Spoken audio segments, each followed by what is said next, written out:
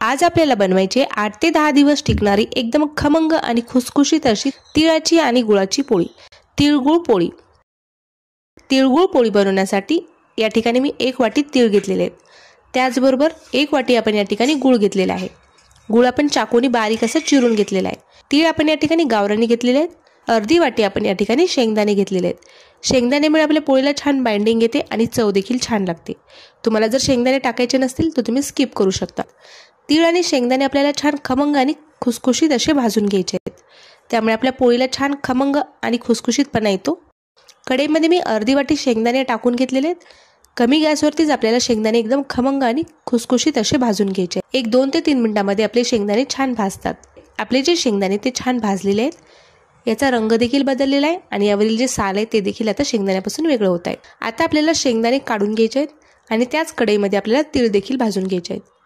कढईमध्ये मी तीळ टाकून घेतलेले आहेत। तीळ देखील आपल्याला कमी गॅसवरती छान खमंग आणि खुसखुशीत असे भाजून घ्यायचे आहेत। गॅसची जी फ्लेम आहे ती आपण लो ठेवलेली आहे। लो फ्लेमवरतीच आपल्याला तीळ छान भाजून घ्यायचे आहेत। आपले तीळ भाजण्यासाठी आपल्याला 5 ते 6 मिनिट लागतील। आपले जे तीळ आहेत ते देखील छान भाजलेले आहेत। यामधून छान तडतड असा आवाज देखील येत आहे। आता आपल्याला हे तीळ देखील एका भांड्यामध्ये काढून थंड करून घ्यायचे आहेत। शेंगदाण्याचा छिलका आपल्याला काढून घ्यायचा आहे आणि आता आपल्याला तिळाला आणि शेंगदाण्याला पूर्णपणे थंड करून घ्यायचं आहे। त्यानंतर आपल्याला मिक्सरमध्ये याला बारीक करून घ्यायचं आहे। शेंगदाणे आणि तीळ आपल्याला पूर्णपणे थंड करून नंतरच मिक्सरला बारीक करायचं आहे। जर शेंगदाणे आणि तीळ गरम असतील तर त्याला तेल सुटू शकतं आणि गूळ टाकल्यानंतर आपल्या मिश्रणाला पाणी देखील सुटू शकतं। तर आता आपले तीळ आणि शेंगदाणे छान थंड झालेले आहेत। या ठिकाणी मी मिक्सरच्या जारमध्ये शेंगदाणे टाकून घेतलेले आहेत। त्याचबरोबर आपण तीळ देखील टाकून घेतलेले आहेत। तीळ आणि शेंगदाणे आपल्याला प्लस मोडवरती 1 ते 2 मिनिट फिरून घ्यायचे आहेत।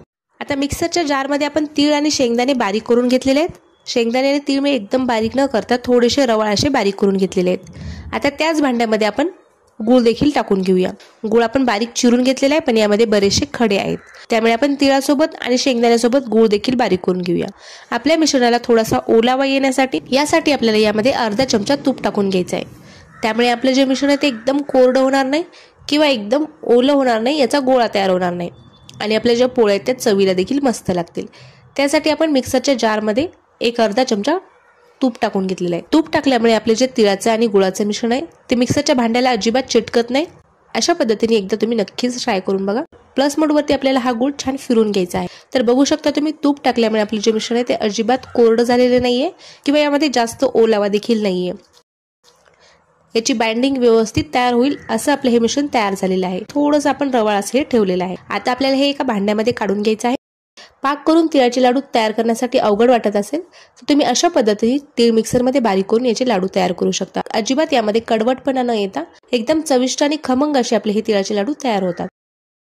आता यामध्ये आपल्याला जायफळ किसून घालायचं आहे। या ठिकाणी मी एक अर्ध जायफळ घेतलेलं आहे आणि आता आपण जायफळ यामध्ये किसून घालूया। गुळाचा कुठलाही पदार्थ असेल तर त्यामध्ये आपण जायफळ घातल्यामुळे पदार्थाची चव वाढते। त्यामुळे मी या ठिकाणी जायफळ किसून घालत आहे। त्याचबरोबर अर्धा चमचा आपण या ठिकाणी वेलचीची पावडर घातलेली आहे। वेलचीच्या पावडरमुळे देखील आपल्या पोळीला खूप मस्त अशी चव येते। आता आपण हे सर्व मिश्रण एकदा छान मिक्स करून घेऊया। तिळाच्या पोळीचं जे सारण आहे ते आपलं तयार झालेलं आहे। आता आपल्याला या ठिकाणी कणिक मळून घ्यायचं आहे। या ठिकाणी मी एक मोठी वाटी गव्हाचं पीठ घेतलेलं आहे। पीठ मी या ठिकाणी चाळून घेतलेलं आहे।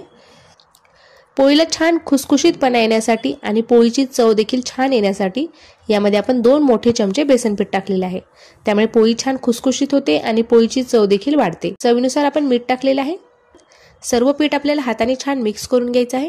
थोडं थोडं पाणी टाकत आपल्याला हे कणिक मळून घ्यायचं आहे। अगदी पातळ न करता थोडंसं घट्टसर आपल्याला हे कणिक मळून घ्यायचं आहे। रोजची पोळी बनवण्यासाठी आपण ज्या पद्धतीचं पीठ तयार करतो सेम तसंच पीठ आपल्याला हे तयार करून घ्यायचं आहे। मीडियम असं आपल्याला हे कणिक मळून घ्यायचं आहे। थोडं थोडं पाणी टाकत मी हे पीठ अशा पद्धतीने मळून घेतलेलं आहे। बघू शकता तुम्ही एकदम सॉफ्ट आणि मऊ असं आपलं हे पीठ तयार झालेलं आहे। आता पिठावरती आपल्याला एक झाकण ठेवून एक 10 मिनिट याला रेस्ट करण्यासाठी ठेवायचं आहे। त्यामुळे आपलं जे पीठ आहे ते छान मऊ होतं। आता एक 10 मिनिट झालेले आहेत। आपलं जे पीठ आहे ते देखील छान मऊ झालेलं आहे। पिठाला आपल्याला परत एकदा मळून घ्यायचं आहे। अशा पद्धतीने मी पीठ छान मळून घेतलेलं आहे। आपलं जे पोळीचं पीठ आहे ते एकदम सॉफ्ट आणि मऊ असं तयार झालेलं आहे। आता आपल्याला याचे छोटे छोटे गोळे तयार करून घ्यायचे। तुम्हाला जेवढ्या आकाराची पोळी तयार करायची तेवढा गोळा तुम्ही या ठिकाणी घेऊ शकता. तर मी या ठिकाणी जास्त मोठी किंवा जास्त छोटी न तयार करता मीडियम साईजच्या पोळ्या तयार करणार आहे. थोडंसं पीठ लावून आपल्याला हातावरती याची एक पारी तयार करून घ्यायची आहे आणि यामध्ये आता आपल्याला हे तिळाचं जे मिश्रण आहे ते भरून घ्यायचं आहे. तर जेवढं बसेल तेवढं आपल्याला यामध्ये मिश्रण भरून घ्यायचं आहे. 2 ते 3 चमचे मी या ठिकाणी तिळाचं मिश्रण भरून घेतलेलं आहे आणि आपण मोदक जसा बंद करतो तशाच पद्धतीने आपल्याला वरच्या बाजूने आपल्याला हे पिठाचा गोळा बंद करून घ्यायचा आहे. वरच्या बाजूने आपल्याला ह्या पिठाचा गोळा बंद करून घ्यायचा आहे. अशा पद्धतीने आपण हलक्या हाताने याला बंद करून घेतलेला आहे आणि वरचा जो एक्स्ट्राचा उंडा आहे तो आपल्याला काढून घ्यायचा आहे. तर अशा पद्धतीने आता आपण हा पिठाचा गोळा तयार करून घेतलेला आहे. हाताला थोडंसं पीठ लावून आपल्याला याला पसरून घ्यायचं आहे. त्यामुळे यामध्ये भरलेलं जे मिश्रण आहे ते सर्व बाजूनी एकसारखं लागेल आणि पोळीच्या कडोकड आपलं हे मिश्रण व्यवस्थित भरलं जाईल. यामध्ये जे काय हवा गेली असेल ते हवा देखील निघेल. आता आपल्याला हे लाटून घ्यायचं आहे. पोळीपाटावरती थोडंसं पीठ टाकून घेतलेलं आहे आणि आपल्याला हलक्या हाताने ही पोळी लाटून घ्यायची आहे. बघू शकता तुम्ही पोळी लाटतानाच तुम्हाला यामध्ये तिळाचं आणि गुळाचं सारण दिसत असेल. प्रत्येक बाजूला आपलं तिळाचं आणि गुळाचं सारण आहे ते व्यवस्थित एकसारखं पसरलेलं आहे. तर जास्त पातळ किंवा जास्त जाड न करता आपल्याला मीडियम अशी पोळी लाटून घ्यायची आहे. अशा पद्धतीने मी ही पोळी लाटून घेतलेली आहे. परत मी एक तुम्हाला पोळी लाटून दाखवणार आहे. या ठिकाणी सेम त्याच पद्धतीने कणकेचा एक गोळा घ्यायचा आहे. आपल्याला हाताला थोडंसं पीठ लावून या पिठाची आपल्याला हातावरती एक पारी तयार करून घ्यायची आहे. यामध्ये आपल्याला सारण भरून घ्यायचं आहे आणि पिठाचा गोळा आपल्याला बंद करून याला हाताने थोडंसं मोठा आकार देऊन घ्यायचा आहे. त्यामुळे यामध्ये काय हवा गेली असेल ते हवा देखील निघून जाते. हे पीठ देखील आपल्याला सेम तसंच लाटून घ्यायचं आहे. पोळीपाटावरती थोडंसं पीठ टाकायचं आहे आणि हलक्या हाताने आपल्याला याची देखील पोळी सेम तशीच लाटून घ्यायची आहे. हलक्या हाताने पोळी लाटल्यामुळे आपली जी पोळी ती फुटत नाही. अशा पद्धतीने आपण दुसरी देखील पोळी तयार करून घेतलेली आहे. आता आपल्याला या पोळ्या भाजून घ्यायच्या आहेत. गॅसवरती मी एक तवा ठेवलेला आहे. तवा आपण छान गरम करून घेतलेला आहे.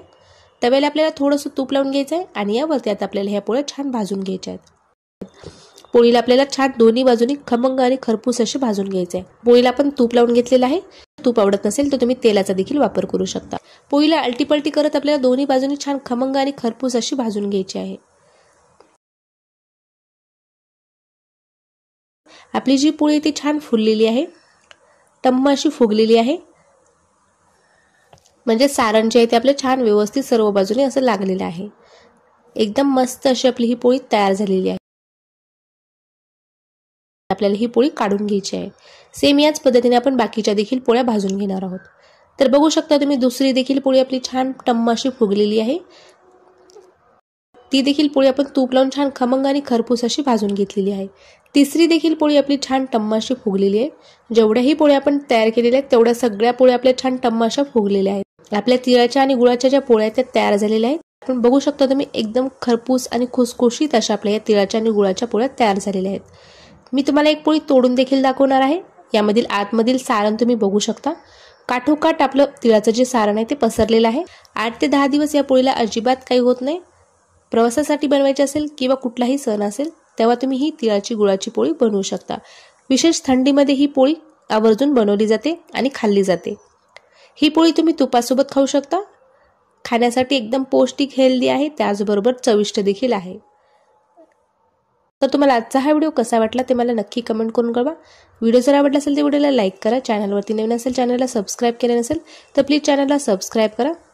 फेसबुकवरून पाहत असलात तर फेसबुक पेजला देखील फॉलो करा. स्वाती मराठी रेसिपी या नावाने आपले फेसबुक पेज देखील आहे. त्यावरती मी रेग्युलर किचन टिप्स आणि ट्रिक्स शेअर करत असते. तर फेसबुक पेजला देखील तुम्ही फॉलो करू शकता. भेटूया तशाच एका छानशा रेसिपीसोबत. तोपर्यंत धन्यवाद.